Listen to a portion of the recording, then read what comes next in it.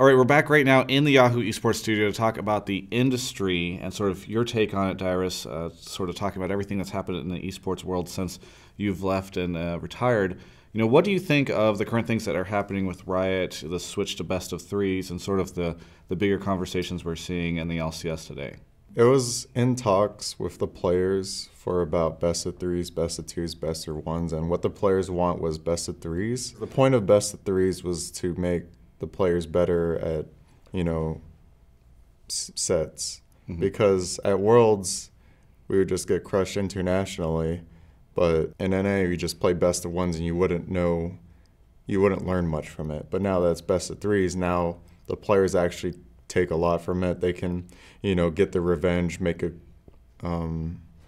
what do you call it, a counter sweep? Yeah. Reverse sweep. Yeah, reverse sweep. Like, you see a lot more reverse sweeps because a team will get cheesed one game, but the better team will usually win. And I think that kind of format really helps North America. What do you look at, or what do you think whenever you look at all these big teams that are coming in, the big names like Rick Fox and Shaq is invested in NRG, in comparison to where you started so long ago, whenever you're living in that house in New York with TSM and on Epic Gamer? What is it like for you to see this year sort of all these big investments and big names come in?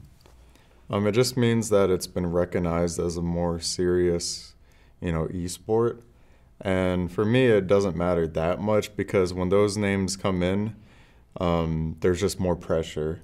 Everything gets more serious. Like, it's when things get kind of edgy, when people lose. Like, it gets really, really scary. Yeah. And I don't mind it because I just want to play and have fun. I never really cared about like having the most money or having the most influence or all of that. I just wanted to like enjoy the game, make my teammates happy, and that's about it. So now that I'm out of it, I've had an opportunity to go back into it with all this pressure, but I'm not going to say who, obviously.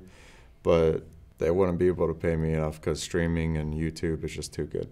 I mean, that seems like a problem to me. Like, that's one of the ongoing conversations right now where people, especially if you're a good personality and you are winning a lot and become popular, you can make way more money being a streamer or YouTuber than you can being a pro player. Do you feel like that's an issue at all? Is it potentially dangerous that some of these stars can leave the esports side of things to just cash out and become a personality? It doesn't apply to everyone, but there are some players that could just legitimately leave and make a lot more money. I mean, Bjerg and Doublelift probably being examples. I mean, yeah, right? they've already said it. It's a very popular issue and discussion or conversation to talk about, but I'm just going to leave it for those that are involved, like Riot, the players. I do think it's very interesting, but I'm not going to be the one to, lay it all on the ground. It's already there. I'm just going to let them deal with it. I'm just going to stay away just from it. Walk away from that. They know what it is, so that's, I'm just me. Yeah.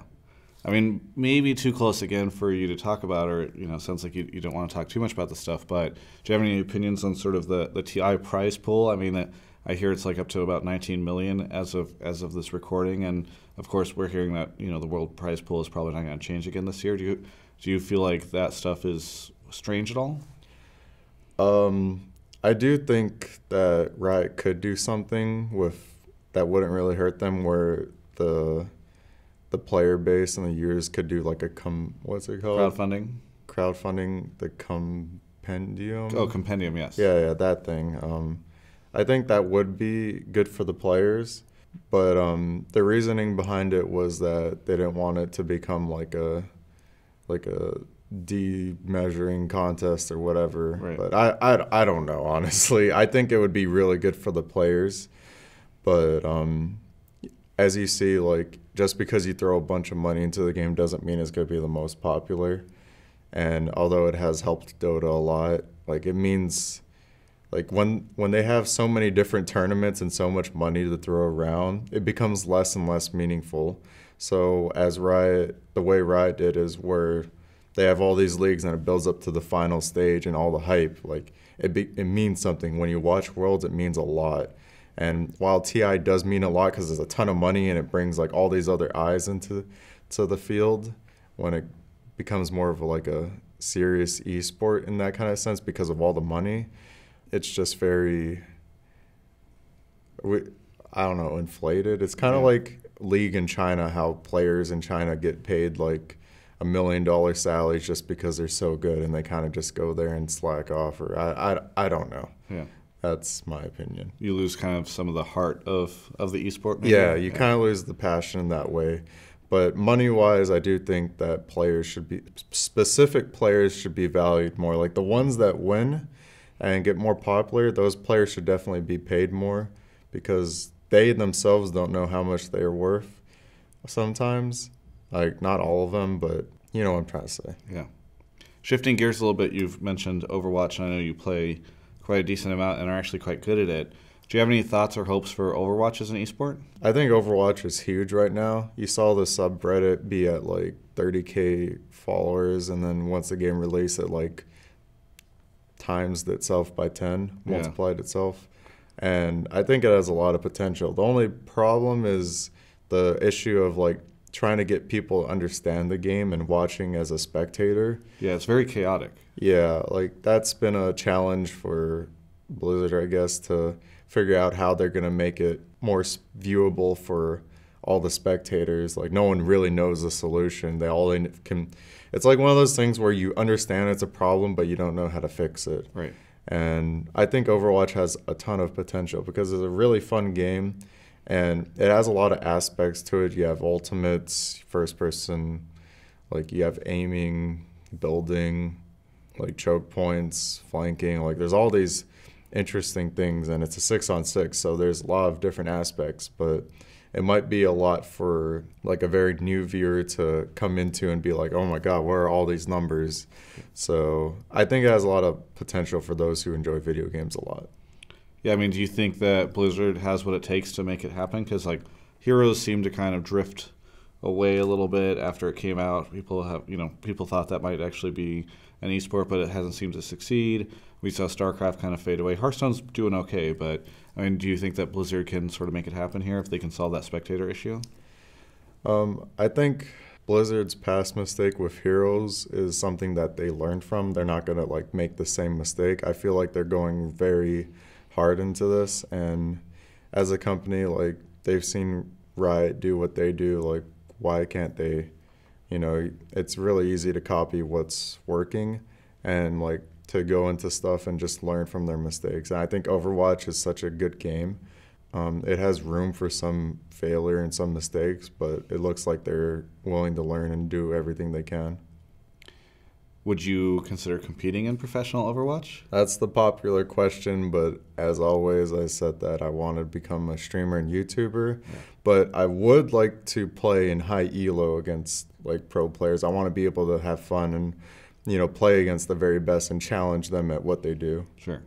What if there was an Overwatch world where the industry got to a point where you could still stream and do the YouTube stuff, but also compete at some of the tournaments, at least mid-tier? If I was allowed to have individual sponsors, then I wouldn't mind doing that, and I'd probably spend like 12, 14 hours a day getting better at the game because it requires a lot to be that good.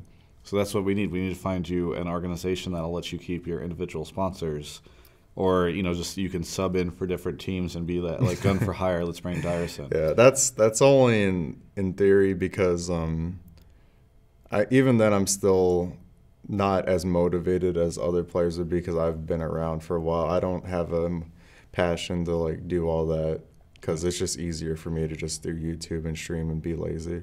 Would you say you're a little burned out on the sort of competitive side of gaming? Yes, I'm very burnt out. I've noticed a lot of issues within myself where it's not good for me to be in a competitive environment. As I grow older, I start to notice I have traits of like pride and, you know, not wanting to do certain things and sleeping longer, like just a lot of little petty things that build up. And if you let those things get in your way, then it's a really big issue competitively.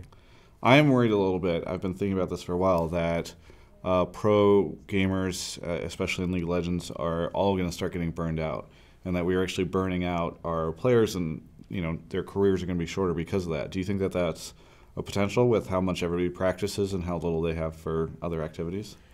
I think it's going to really depend how much they love the game and how Riot changes the game a lot in terms of updates. Because right now it's really, really hard to get into the scene. It's always been really hard, but it's even harder because it's so competitive. It definitely burns players out. It's only going to have the very elite or the very, very best like play in League, because if you're not that good, you can't survive. Sort of at the end here, is there anything in esports that you can think of that you just wish you could fix right now? One thing that sort of stands out, or anything that you think is a really big problem for the industry? Well, it's kind of hard for me to say now because I'm not really fully in it as a player, but as a streamer and YouTuber, I think it would be really good if there was like some kind of agency that guided players throughout their careers. Like they show them how much they're worth, what they're gonna do after, like where they're gonna live, and like what they're in for their future. Like some kind of, I don't know, maybe a, what do you call it? Like a talent agency or somebody who works with players. There's and all that something. stuff, There's like two different things. So like either a talent agency or a union? A player union. Yeah. So like one or the other. I think that's something that could be improved on, and I'm sure there will be one day. But right now there just isn't enough money for that. So yeah. Very good. Well, did kind of ask you this a little bit earlier, but is there anything that you would like to say to any of your fans that watch your stream or your YouTube channel, or maybe even you can tell people who are watching this that haven't tuned into some of your more recent content where they can find you? Thank you for watching my streams and watching my YouTube videos. I'm on TSM Dyrus on Twitch, TSR Dazla on YouTube. I have one sponsor right now, or a couple of sponsors, G Fuel, Curse, and currently promoting the Overwolf app. That's pretty much it. Very good, Dyrus. Well, thank you so much for that. It's really good to sit down with you here in the studio. We're going to go get free lunch in just a second. So excited about that. For everyone else, you can check out the rest of our coverage of all things esports here at Yahoo Esports.